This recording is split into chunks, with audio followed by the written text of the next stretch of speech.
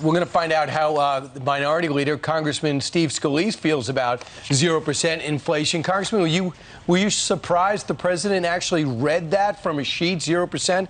I guess technically June, July it didn't go up, but overall it's a disaster. Yeah, Brian, it shows you how out of touch President Biden and Speaker Pelosi are with the American people. I mean, families are still feeling a heavy, heavy pinch when they go to the grocery store, when they go to the gas station. They're paying, in many cases, thousands of dollars more per year for things that they were buying before because of Biden's policies, and they keep doubling down. I mean, they're going to bring us back to Congress tomorrow to try to vote on a $700 billion new tax and spending package that'll add even more to inflation, that'll add even more to gas prices. They're completely out of touch with the American people, and frankly, it seems they don't care the struggles families are having right now. Let's talk about the raid on Mar-a-Lago. I know House Republicans on the Oversight Committee are demanding that the National Archives and Records Administration explain what their role is. Were they there to look for archives? We don't know because we haven't seen the warrant or the affidavit material that coincides with the warrant. What exactly are y'all investigating? What do you want to know?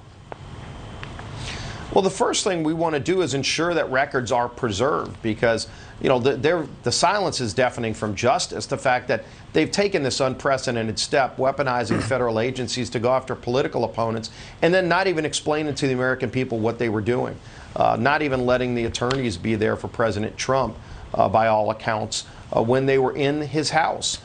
These are all very alarming and concerning things, and we're going to have serious questions that we want answered. And if we get the majority back, these are the kind of questions we're going to be asking to some of these officials. But we're telling them right now, you need to save these documents. You need to send us these documents. Don't go destroy documents because we're going to have real questions that you're going to have to answer. And this day's coming. I mean, you can't do something like this in a country like the United States of America. People have constitutional protections, and if they want to trample over the Constitution, we're going to be holding them accountable. Well, and you mentioned weaponizing agencies, and we've heard over the last 48 hours a number of Republicans talk. There's so much we don't know yet about this particular execution of this search warrant, but we've heard a number of people from the political right talk about how the FBI and the DOJ have been weaponized against Donald Trump. And the way it works is the Department of Justice essentially tells the FBI, go in and look for this stuff. The FBI, with 35,000 members, you know, now they apparently are receiving, a lot of specific field agents are receiving specific death threats because there are a number of people online and elsewhere who are demonizing the FBI. And some Republicans, Paul Gosseler, a Republican in your caucus from Arizona, said we must destroy the FBI, we must save America, I stand with Donald Trump. Marjorie Taylor Greene says defend the FBI.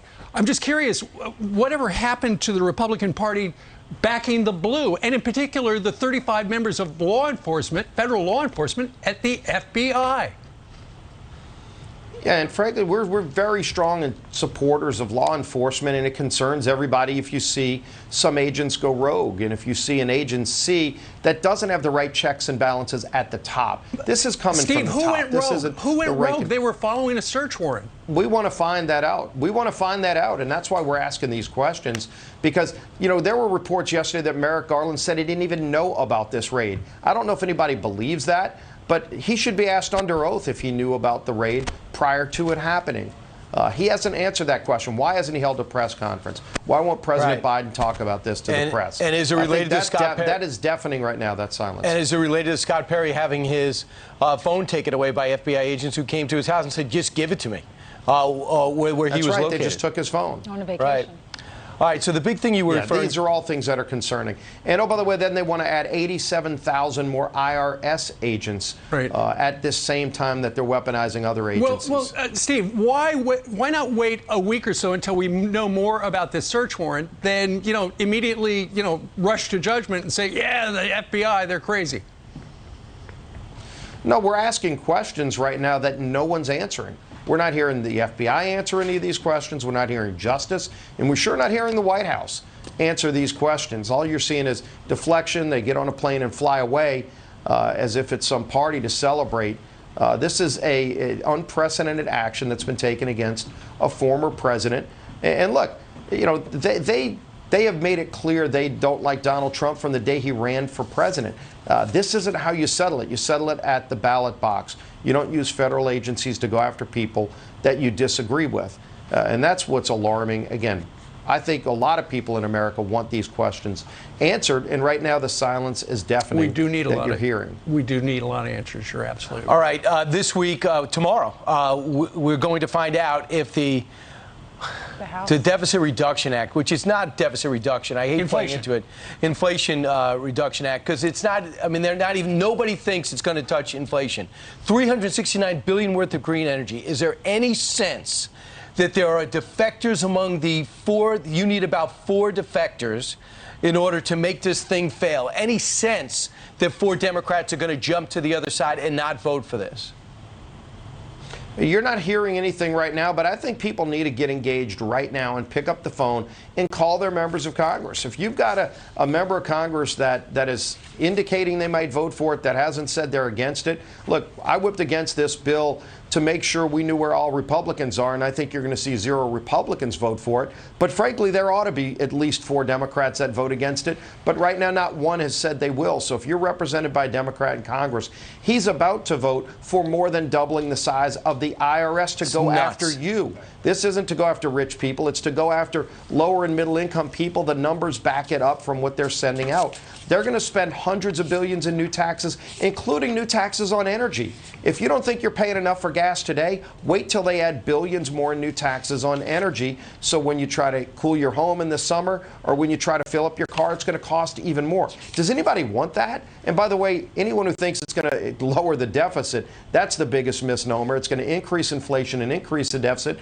because they play budget gimmicks by expanding Obamacare and not accounting for it. They account for 3 years of spending in Obamacare when they do permanent changes to Obamacare that will actually add hundreds of billions to the deficit over time.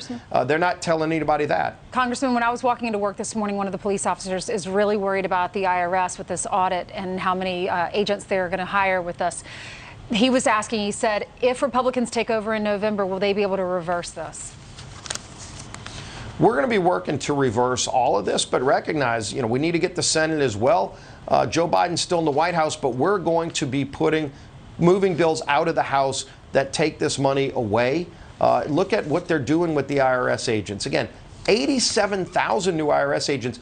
You can't fill up most football stadiums in America with that many people. They're defunding police in most cities, and yet they're going to more than double the size of the IRS. And oh, by the way, we were supposed to have bills to actually help police this week. They pulled those bills. This is the second time they've pulled bills to help police because their main wing of their Democrat Party in Washington wants to defund the police.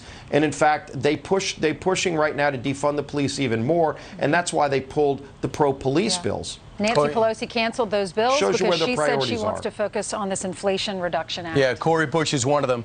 51% of all the audits last year went after taxpayers with incomes less than $75,000. 23% of audits were aimed at people making over $200,000. So don't tell everybody that you're going for the billionaires. People. Yeah, no question. They're going after lower and middle income people. Steve Scalise, raising taxes because they and can't defunding hire the police. a lawyer, they can't fight it, they just have to pay whatever the IRS asks them to pay. There you go. Sir, thank you very much for joining us today from New Orleans. Have a great day and a great weekend. Great being with you. Thank you. Thank you.